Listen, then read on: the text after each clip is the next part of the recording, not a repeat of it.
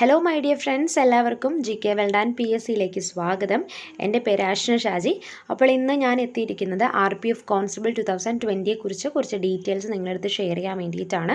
അപ്പോൾ എനിക്ക് ഏറ്റവും കൂടുതലായിട്ട് കോളുകളും അതോടൊപ്പം വാട്സാപ്പിലും ഗ്രൂപ്പിലൊക്കെ പേഴ്സണലായിട്ട് മെസ്സേജ് അയച്ച് കുറേ സ്റ്റുഡൻസ് RPF കോൺസ്റ്റബിൾ 2020 നോട്ടിഫിക്കേഷനെ കുറിച്ച് ചോദിച്ചിട്ടുണ്ടായിരുന്നു. അപ്പോൾ ഇന്ന് നിങ്ങൾക്ക് എല്ലാവർക്കും വേണ്ടിയിട്ട് ഞാൻ ഒരു ചെറിയൊരു വീഡിയോ ആയിട്ടാണ് എത്തിയിരിക്കുന്നത്. RPF കോൺസ്റ്റബിളിനെ കുറിച്ചിട്ട് ഡിസ്കസ് ചെയ്യാൻ വേണ്ടിയിട്ടാണ്. അപ്പോൾ ആദ്യമേ തന്നെ എന്താണ് RPF കോൺസ്റ്റബിൾ എക്സാമിനേഷൻ എന്ന് നിങ്ങൾ അറിയണം. ഇതെന്ന് പറയുന്നത് ഇന്ത്യൻ റെയിൽവേ റിക്രൂട്ട് ചെയ്യുന്ന ഒരു പോസ്റ്റാണ്, സ്പെഷ്യൽ പോസ്റ്റാണ്. Railway protection force RPF exam എന്ന് പറയും. അതോടൊപ്പം RPSF which stands for railway protection special force.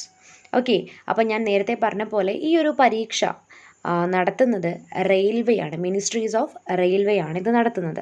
Okay, അപ്പോൾ നമുക്ക് ഈ വർഷത്തെ എക്സാമിനെ കുറിച്ചും ഡീറ്റെയിലിനെ കുറിച്ചൊക്കെ ഉടൻ തന്നെ മനസ്സിലാക്കാവുന്നതാണ്.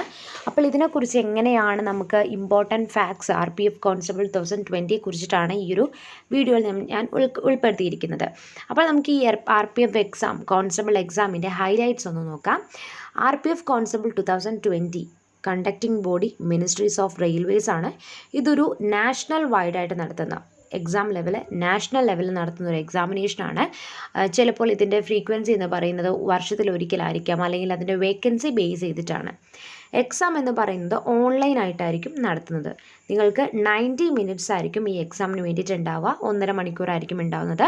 അപ്പോൾ നമുക്ക് ലാംഗ്വേജ് ഓഫ് ദ പേപ്പർ എന്ന് പറയുന്നത് ഈ പറഞ്ഞിരിക്കുന്ന 15 ഏത് ലാംഗ്വേജ് വേണമെങ്കിലും നിങ്ങൾക്ക് ചൂസ് ചെയ്യാവുന്നതാണ്. ഹിന്ദി, ഇംഗ്ലീഷ്, ഉറുദു, തമിഴ്, തെലുങ്കു, കൊങ്കണി, മലയാളം, കന്നഡ, ദെൻ അതോടൊപ്പം തന്നെ മറാത്തി, ഗുജറാത്തി, ബംഗാളി, ഒഡിയ, പഞ്ചാബി, അസാമീസ്, മണിപ്പൂരി, ഇത്രയും ഭാഷകൾ നിങ്ങൾക്ക് ഇതിലേത് ഭാഷ വേണമെങ്കിലും നിങ്ങൾക്ക് തിരഞ്ഞെടുക്കാവുന്നതാണ്. എക്സാം ഫീസ് എന്ന് പറയുന്നത് ജനറൽ കാറ്റഗറിക്ക് പൊതുവെ 500 രൂപയും ബാക്കി റെസ്റ്റ് ഓഫ് ദ കാറ്റഗറീസിന് 250 വരുന്നുണ്ട്. ലേഡീസിന് സ്പെഷ്യൽ ഫീസ് എക്സംഷൻ ഉണ്ട്. പിന്നെ എക്സാം പേർപ്പസ് എന്ന് പറഞ്ഞത് ഞാൻ പറഞ്ഞ പോലെ RPFിലേക്കും RPSFിലേക്കും ഫീമെയിലിനെയും മെയിൽ കോൺസ്റ്റബിൾസിനെയാണ് ഇവർ റിക്രൂട്ട് ചെയ്യുന്നത്. ഇനി ഇതിൻ്റെ വെബ്സൈറ്റ് നിങ്ങൾക്ക് അപ്ലൈ ചെയ്യാനും ഇതിൻ്റെ ഡീറ്റെയിൽസ് അറിയാൻ വേണ്ടിയിട്ടുള്ള വെബ്സൈറ്റാണ് ഞാനിവിടെ കൊടുത്തിരിക്കുന്നത്. https://constable1 rpfonline.reg.org/home.html ഇതാണ് എക്സാം വെബ്സൈറ്റ് നിങ്ങൾക്ക് നൽകുന്നത്. ഇനി ഇതിനകത്ത് സീരിയസ് ആയിട്ടുള്ളൊരു കാര്യം എന്ന് പറയുന്നത് RPF കോൺസ്റ്റബിൾ 2020 എക്സാം ഡേറ്റ്സ് ഇതുവരെയുമായിട്ടും റിലീസ് ചെയ്തിട്ടില്ല. ഓക്കെ, പക്ഷേ എങ്ങനെയാണ് ഇതിൻ്റെ ഡീറ്റെയിൽസ് എന്നൊക്കെ നമുക്കൊന്നും പറയാം. ഞാൻ പറഞ്ഞ പോലെ എക്സാം നോട്ടിഫിക്കേഷൻ ഒന്നും തന്നെ വന്നിട്ടില്ല, അത് സൂൺ തന്നെ അവർ പുറപ്പെടുവിക്കുന്നതാണ്. അതിനു മുൻപ് RPF എക്സാമിന് വേണ്ടിയിട്ടുള്ള എലിജിബിലിറ്റി നമുക്ക് നോക്കാം. ഏറ്റവും കൂടുതലായിട്ട് ആളുകൾ ചോദിക്കുന്ന ഒരു സംശയമാണിത്. ഇത് കാൻഡിഡേറ്റ്സ് എന്ന് പറയുന്നത് ഇന്ത്യൻ സിറ്റിസൺ ആയിരിക്കണം. അതോടൊപ്പം ഏജ് ലിമിറ്റ് എന്ന് പറയുന്നത് 18നും 25 വയസ്സിനും ഇടയ്ക്കുള്ളതായിരിക്കണം. എഡ്യൂക്കേഷണൽ ക്വാളിഫിക്കേഷൻ SSLC അല്ലെങ്കിൽ മെട്രിക് ഒരു റെക്കഗ്നൈസ്ഡ് ബോർഡിൽ നിന്ന് അല്ലെങ്കിൽ തതുല്യമായിട്ടുള്ളൊരു എഡ്യൂക്കേഷനാണ് ഇവർ പറയുന്നത്. പിന്നെ certain physical criteria and physical efficiency മസ്റ്റായിട്ട് ഇവർ പറയുന്നുണ്ട്. പിന്നെ ഇതിൻ്റെ സെലക്ഷൻ പ്രോസസ്സ് കൂടി നമുക്ക് നോക്കാം അല്ലേ. ഇതെന്ന് പറയുന്നത് ഒരു കമ്പ്യൂട്ടർ ബേസ്ഡ് ടെസ്റ്റ് ആയിരിക്കും, CBT എന്ന് പറയും. ഇതിൻ്റെ ഫസ്റ്റ് സ്റ്റേജ് എന്ന് പറയുന്നത് കമ്പ്യൂട്ടർ ബേസ്ഡ് ആയിട്ടുള്ള ഒരു ഓൺലൈൻ ടെസ്റ്റ് ആയിരിക്കും. 90 മിനിറ്റ്സ് ആയിരിക്കും നിങ്ങൾക്ക് എക്സാമിന് വേണ്ടിയിട്ട് ഉണ്ടാവുക. ഇതിനകത്ത് വരുന്നത് general awareness, science, arithmetic, general intelligence and reasoning, ഇത്രയുമാണ് നിങ്ങൾക്ക് ഉണ്ടാവുക ഈ ഒരു സിലബസിൽ വരുന്നത്. ദെൻ PET, PMT, ഈ CBT കമ്പ്യൂട്ടർ ബേസ്ഡ് ടെസ്റ്റ് പാസ്സായ ആളുകൾക്ക് ഒരു ഫിസിക്കൽ മെഷർമെൻറ്റ് ടെസ്റ്റ് ഉണ്ടാകും. അതിൻ്റെ കൂടെ തന്നെ ഒരു physical efficiency test. Physical measurement എന്ന് പറയുന്നത് നമ്മുടെ ബോഡി ഓരോന്നിൻ്റെയും അളവിനെയാണ് പറയുന്നത്. ഓക്കെ, ഇത്ര മെഷർമെൻറ്റ് ഉണ്ടാവണമെന്ന് അവർ പറയുന്നുണ്ട്. ദെൻ ഫിസിക്കൽ എഫിഷ്യൻസി ടെസ്റ്റ് നമ്മൾ ഓട്ടം, ചാട്ടം വരുന്നൊരു കാറ്റഗറിയിൽ വരുന്നതാണ് ഫിസിക്കൽ എഫിഷ്യൻസി ടെസ്റ്റ്. ഇത് രണ്ടും ക്വാളിഫൈഡ് ആയിട്ടുള്ള ആളുകൾക്ക് ഡോക്യുമെൻറ്റ് വെരിഫിക്കേഷൻ വരുന്നുണ്ട്. അതിനുശേഷം മെഡിക്കൽ എക്സാമിനേഷൻ, അതിനുശേഷമാണ് ലാസ്റ്റ് അവർ ഒരു ട്രെയിനിങ് ഉണ്ട്. ഓക്കെ, അപ്പോൾ ട്രെയിനിങ് നൽകുന്നതാണ്. ഇതെല്ലാം സക്സസ്ഫുള്ളി കംപ്ലീറ്റഡ് ആയിട്ടുള്ള ആളുകൾക്ക് ദെൻ കുറച്ച് ട്രെയിനിങ്ങിലേക്ക് പോകും, ഒരു സർട്ടിഫിക്കറ്റ് ഉണ്ടാകും. അതിനുശേഷമായിരിക്കും അവരുടെ ഒഫീഷ്യൽ ജോയിനിങ് പേർപ്പസ് വരുന്നത്.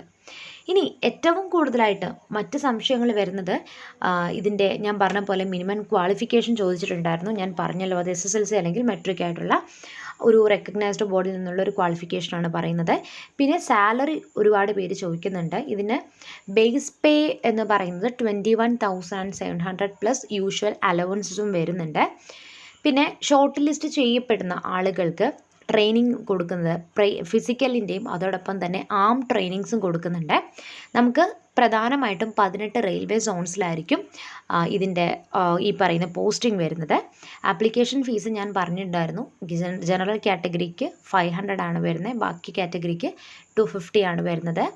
15 ഭാഷകളിലായിട്ടാണ് ഈ ഒരു RPF കോൺസ്റ്റബിൾ എക്സാം കണ്ടക്ട് ചെയ്യുന്നത്. For every correct answer candidates will score 1 mark. 1 മാർക്കാണ് നൽകുന്നത്. എല്ലാ കറക്റ്റ് ഓരോ ശരി ഉത്തരത്തിനും 1 മാർക്ക് വീതം.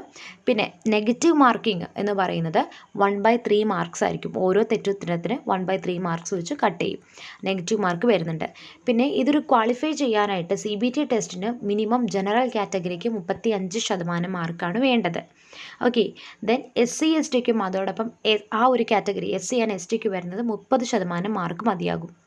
ഓക്കെ, ഇനി കൂടുതലായിട്ട് നമുക്ക് ഈ ഒരു എക്സാം ഡേറ്റിനെ കുറിച്ച് ഏറ്റവും കൂടുതലായിട്ട് ആളുകൾ ചോദിച്ച് കാണുന്നൊരു സംശയമാണ് RPF കോൺസ്റ്റബിളിൻ്റെ എക്സാമിൻ്റെ ഡേറ്റിനെ കുറിച്ച്.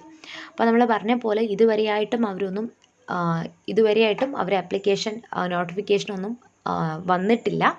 പക്ഷേ നിങ്ങൾ ഡോണ്ട് വറി, നമുക്ക് RPF സംബന്ധമായിട്ടുള്ള എല്ലാ ഡേറ്റുകളും, registration date, application date, admit card date, then exam date, അതിനുശേഷം റിസൾട്ട് ഡേറ്റ്, അതോടൊപ്പം കൗൺസിലിംഗ് ഡേറ്റ് ഒക്കെ നമുക്ക് ഈ ഒരു ചാനൽ വഴി ഞാൻ നിങ്ങൾക്ക് അറിയിക്കുന്നതായിരിക്കും. അപ്പോൾ അതിന് വേണ്ടിയിട്ട് നിങ്ങൾ ചാനൽ ആദ്യമായിട്ട് കാണുന്നവരാണെങ്കിൽ സബ്സ്ക്രൈബ് ചെയ്യുക, വീഡിയോ ലൈക്ക് ചെയ്യുക, നിങ്ങളുടെ ഫ്രണ്ട്സിനോട് ഷെയർ ചെയ്യുക. അപ്പം ഇതുവരെയും നമുക്ക് ഈ ഒരു ഡേറ്റ് ഫിക്സ് ചെയ്തിട്ടില്ല, അതായത് എക്സാം ഡേറ്റും നോട്ടിഫിക്കേഷനും അനൗൺസ് ചെയ്തിട്ടില്ല. പക്ഷേ നമ്മൾ 2018 ഡേറ്റ് വെച്ചിട്ടാണ് റെഫറൻസ് പർപ്പസിന് വേണ്ടിയിട്ട് കാര്യങ്ങൾ പറഞ്ഞു തന്നിരിക്കുന്നത്. അപ്പോൾ ലാസ്റ്റ് ഇയർ RPF കോൺസ്റ്റബിൾ നോട്ടിഫിക്കേഷനൊക്കെ നമുക്ക് ജൂണിലായിരുന്നു വന്നിട്ടുണ്ടായിരുന്നത്. പക്ഷേ ഈ ഒരു വർഷം അത് ഇതുവരെയും വന്നിട്ടില്ല. നമുക്കതൊരു ഈ വരുന്ന ഡിസംബറോട് കൂടിയിട്ട് ഈ വരുന്ന നോട്ടിഫിക്കേഷൻ 2020 ഡിസംബറിലോട് വേണ്ടിയിട്ട് നമുക്ക് വെയിറ്റ് ചെയ്യാം. അതോടൊപ്പം എക്സാക്റ്റ് ആയിട്ടുള്ള ഡേറ്റ്സും എല്ലാം ഫൈനൽ നോട്ടിഫിക്കേഷൻ വന്നതിന് ശേഷം മാത്രം വിശ്വസിക്കുക.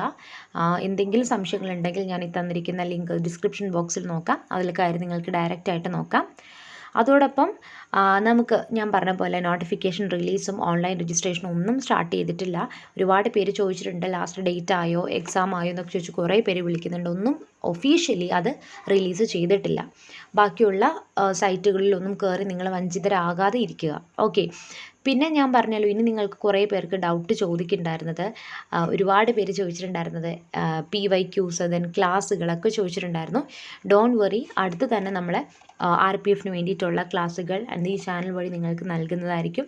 ഇതിൻ്റെ ഡീറ്റെയിൽ ആയിട്ടുള്ള സിലബസ്, രജിസ്ട്രേഷൻ, ആപ്ലിക്കേഷൻ ഫോം, എങ്ങനെ ഇത് അപ്ലൈ ചെയ്യുക, ദെൻ 2020 പാറ്റേൺ എങ്ങനെയായിരിക്കും, മാർക്കിംഗ് സ്കീമും എക്സാം ഡ്യൂറേഷനും, ദെൻ സിലബസും, ഡീറ്റെയിൽ ആയിട്ടുള്ള സബ്ജക്റ്റ് വൈസ് ആയിട്ടുള്ള ലേറ്റസ്റ്റ് സിലബസും അഡ്മിറ്റ് കാർഡും ഒക്കെ വരുന്ന ദിവസങ്ങളിൽ ഞാൻ ഓരോ വീഡിയോ ആയിട്ട് ചെയ്യുന്നതായിരിക്കും. അപ്പോൾ ഈ ഒരു ക്ലാസ് നിങ്ങൾക്ക് ഉപകാരപ്രദമായിട്ട് തോന്നുകയാണെങ്കിൽ നിങ്ങൾ ലൈക്ക് ചെയ്യുക, ഷെയർ ചെയ്യുക. ഒപ്പം ചാനൽ ആദ്യമായിട്ട് കാണുന്നവരാണെങ്കിൽ സബ്സ്ക്രൈബ് ചെയ്യുക. എന്തെങ്കിലും സംശയങ്ങളുണ്ടെങ്കിൽ കമൻറ്റ് ബോക്സിൽ കമൻറ്റ് ചെയ്ത് ചോദിക്കാവുന്നതാണ്. അല്ലെങ്കിൽ എൻ്റെ വാട്സാപ്പ് നമ്പറിൽ എന്നെ കോൺടാക്റ്റ് ചെയ്യാവുന്നതാണ്. വാട്സാപ്പ് നമ്പറും ഡീറ്റെയിൽസും എല്ലാം ഡിസ്ക്രിപ്ഷൻ ബോക്സിൽ ഉണ്ടാകുന്നതാണ്. അപ്പോൾ thank you so much and see you. നാളെ നെക്സ്റ്റ് ക്ലാസ്സിൽ വീണ്ടും കാണാം. അടുത്തൊരു വീഡിയോ ആയിട്ട് കാണുന്നവരെ ബൈ ആൻഡ് താങ്ക് യു.